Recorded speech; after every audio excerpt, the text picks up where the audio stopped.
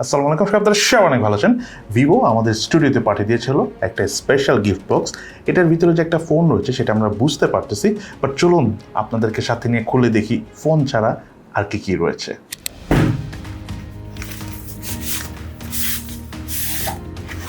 আমরা ঠিক যেটাই ভেবেছিলাম যে বক্সের ভিতরে রয়েছিল ভিভো V30 Lite, অর্থাৎ একটা মোবাইল।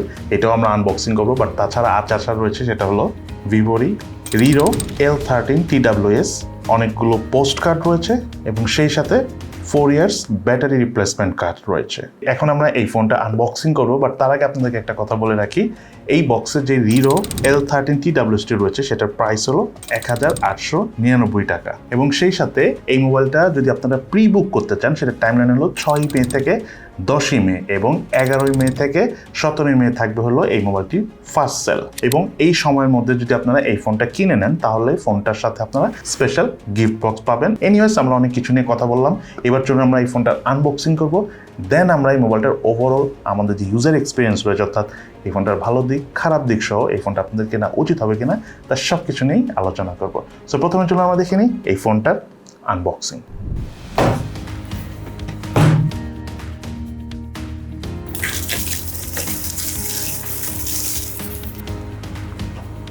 মোবাইলটির বক্স কন্টেন্টে রয়েছে user manuals, SIM tray ejector, soft plastic back cover, 80 ওয়াটের charger, type C USB charging কেবল,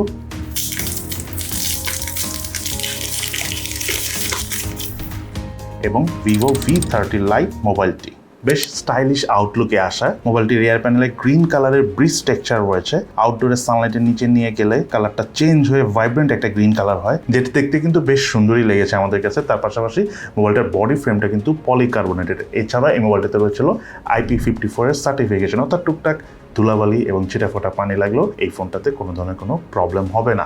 সে সাথে আমার কাছে থাকা এই মোবাইলটার কালার ভেরিয়েন্টের নাম হলো ব্রিজ গ্রিন। এই মোবাইলটা কিন্তু আরও একটি কালার ভেরিয়েন্ট হচ্ছে, যেটার নাম হলো ক্রিস্টাল ব্ল্যাক।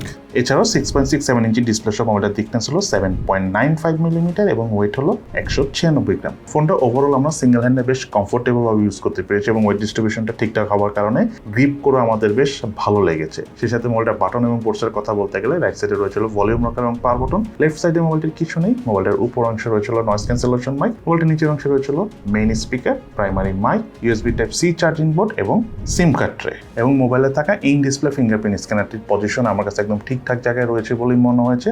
সেই সাথে ফিঙ্গারপ্রিন্ট স্ক্যানারটি টাচ করার সাথে সাথেই আনলক করে ফেলছিল। এছাড়াও মোবাইলটিতে ইম্পর্টেন্ট 37টি সেন্সরস রয়েছে। এই মোবাইলটা হলো 4G সাপোর্টেড ফোন। এটাতে অপারেটিং সিস্টেম হিসেবে রয়েছিল Android 14 ভার্সন এবং UI হিসাবে এই মোবাইলটিতে ভিভোর একদম লেটেস্ট ফান্টাস OS 14 রয়েছে। সেই সাথে মোবাইলটিতে 8GB র্যামের পাশাপাশি 8GB ভার্চুয়াল র্যামও রয়েছে। আর ফোনটার UI এক্সপিরিয়েন্সের কথা বলতে গেলে আমরা একদম বাটার স্মুথ পারফরমেন্স পেয়েছি। ভিভোর ফোনে মেইনলি UI নিয়ে খুব একটা কমপ্লেন পাওয়াও যায় না, সো এই ফোনটা তো আমরা পাইনি। একদম স্মুথলি ইউজ করেছি, কোনো ধরনের কোনো ল্যাগিং বা ফ্রেম ড্রপ আমরা ফোনটার UI থেকে পাইনি। ইনফ্যাক্ট অনেকগুলো অ্যাপসও আমরা ব্যাকগ্রাউন্ডে রান করে যখন সফট করে ইউজ করেছি, কোনো ধরনের কোনো ল্যাগিংসের দেখা আমরা এই ফোনটা থেকে পাইনি। এবং এই ফোনটার ডিসপ্লেটা হলো 6.67 ইঞ্চি সাইজের অ্যামোলেড প্যানেলের ডিসপ্লে এবং আরও রয়েছিল 120Hz refresh rate. Display resolution হলো 24x1080 পিক্সেল এবং পিক্সেল ডেন্সিটি হলো 394 ppi। এই ফোনটা আমরা আউটডোরে একদম কমফোর্টেবলভাবে ইউজ করতে পেরেছি, বিকজ এই ফোনটার ডিসপ্লেটা হলো 1800 নিটস পিক ব্রাইটনেসের। সো মোটামুটি আমরা একদম কমফোর্টেবলভাবে ইউজ করতে পেরেছি আউটডোরে। তার পাশাপাশি রিয়ার প্যানেলে থাকা ক্যামেরা দিয়ে ছবি তোলার সময়ও ডিসপ্লে থেকে লো ব্রাইটনেস জনিত কোনো ধরনের কোনো প্রবলেম আমরা একেবারেই পাইনি এই ফোনটি থেকে। সেই সাথে ডিসপ্লে চিন এবং ভেজেল এরিয়ার কথা বলতে গেলে অনেকটা সিমেট্রিক্যাল টাইপ এই ফোনটার ডিসপ্লে, তবে চিনটা একটু মোটা। সেই সাথে ডিসপ্লে ঠিক মিডলে সেন্টারে রয়েছিল পাঞ্চল সেলফি ক্যামেরা। এই মোবাইলটা রিয়ার প্যানেল রয়েছে মেইন ক্যামেরাটি হলো 1.8 অ্যাপারচারের 50 মেগাপিক্সেলের ক্যামেরা, দেন আরেকটা ক্যামেরা হলো 8 মেগাপিক্সেলের 2.4 অ্যাপারচারের ডেপথ সেন্সর ক্যামেরা এবং সর্বশেষ ফ্লিকার সেন্সর। এবং এই রিয়ার প্যানেলে থাকা ক্যামেরাগুলো দিয়ে তোলা ছবির পারফরমেন্সের কথা বলতে গেলে ওভারঅল আমরা প্রপার লাইট কন্ডিশনে বেশ ভালো ছবি তুলেছি, তবে কালার ডিটেলসের আপনার টুকটাক ঘাটতি দেখা পেয়েছি, শার্পনেসেরও বেশ ঘাটতি ছিল। সেই সাথে ছবির ডিটেলস ওভারঅল মোটামুটি ভালোই ধরে রাখতে পারছিল আউটডোরে, তবে পোর্ট্রেট মোড আবার ডাইনামিক রেঞ্জ বেশ ভালোভাবেই কভার করছিল এবং এজ ডিটেকশন রেজলিউশন আমার কাছে ঠিকঠাকই লেগেছে। সে সাথে মোবাইলটি দিয়ে হাইয়েস্ট 1080p 30 fps এ ভিডিও শুট করার সুবিধা রয়েছে। তবে আমি বাজেট বিবেচনায় মনে করি যদি 4K তে ভিডিও শুট করা যেত অথবা ক্যামেরাতে যদি OIS থাকতো তাহলে হয়তো ভিডিও শুট করে আমরা আরেকটু বেশি মজা পেতাম। তবে মোবাইলটি দিয়ে ওভারঅল ভিডিও ক্যামেরা দিয়ে যখন আমরা ভিডিও শুট করেছি যেহেতু OIS নাই, সো আমরা বেশ ভালো পরিমাণে শেকি ফিলটা পেয়েছি। সেই সাথে মোবাইলটির ভিডিও ক্যামেরা দিয়ে আরও রয়েছে 12 ভিডিও মোডের পাশাপাশি নানা রকম এক্সট্রা ফিচারের মাধ্যমে ভিডিও শুট করার সুবিধা।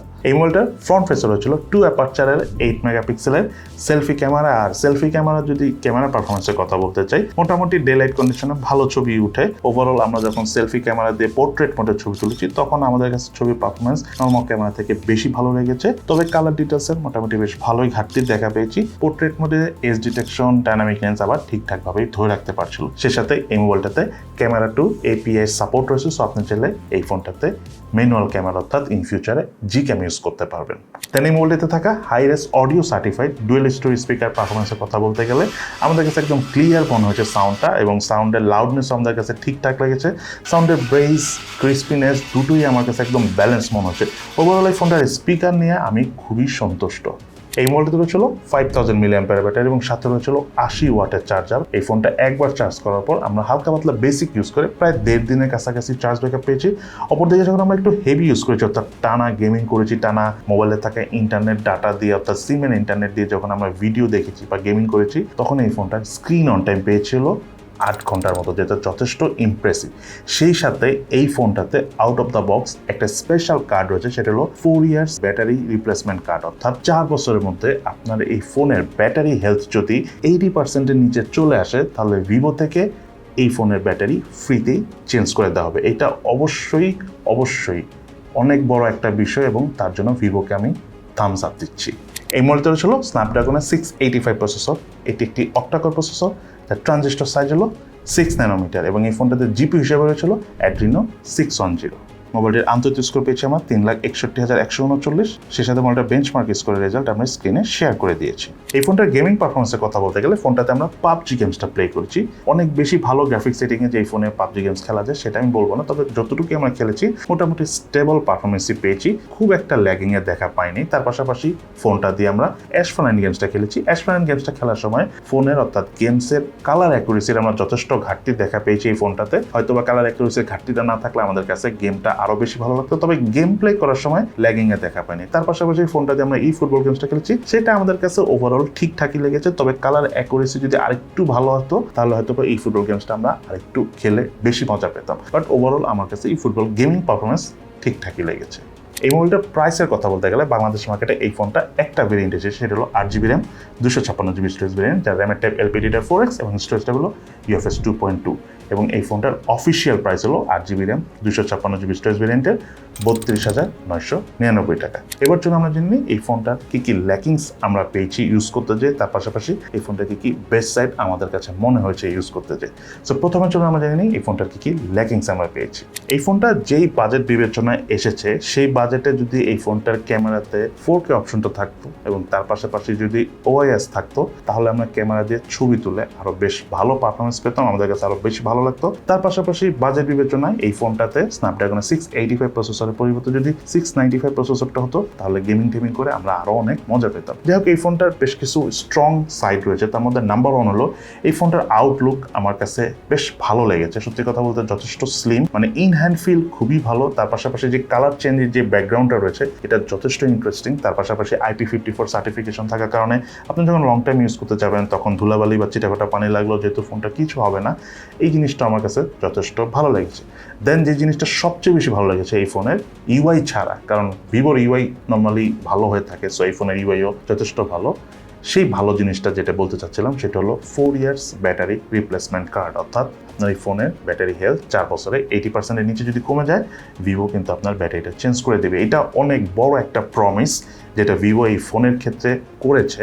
সো এই জিনিসটা দেওয়ার কারণে এই ফোনটার আসলে প্রায়োরিটিটাই অন্যরকম লেভেলে চলে গেছে। এটার জন্য আমি ভিডিওতে বলেছি, এখনও বলতেছি যে আমি থামস আপ জানাবো, বিকজ লং টাইম একটা গুড ব্যাটারি লাইফ পাইলে আসলে যে কোনো ফোন ইউজ করে আমাদের খুব ভালো লাগে। সো ওভারঅল এই জিনিসগুলো আমাদের কাছে ভালো মনে হচ্ছে। এবং সব কথা শেষ কথা যদি আমি বলি, এই ফোনটা ওভারঅল কাদের জন্য কেনা উচিত হবে, যারা টুকটাক ক্যামেরা অর্থাৎ ফটোগ্রাফি করেন বাট লং টাইম একটা স্টেবল ফোন ইউজ করতে চাচ্ছেন, ভালো ডিসপ্লে, ভালো ইউআই পারফরমেন্স এবং ভালো ব্যাটারি ব্যাকআপ সহ খুব দ্রুত চার্জ হয় এমন একটা ফোন নিতে চাচ্ছেন, তাদের জন্য আমি মনে করি 30-32-33 হাজার টাকার মধ্যে officially Vivo V30 Lite one of the good phone. So এই তাহলে আমাদের আজকের ভিডিও। কেমন লেগেছে আপনাদের কাছে Vivo V30 Lite অর্থাৎ এই মোবাইলটি, সেটা কিন্তু অবশ্যই ভিডিও নিচে কমেন্টস করে জানাবেন। সবাই ভালো থাকেন, সুস্থ থাকেন, ইনশাল্লাহ দেখা হবে ফিউচারে।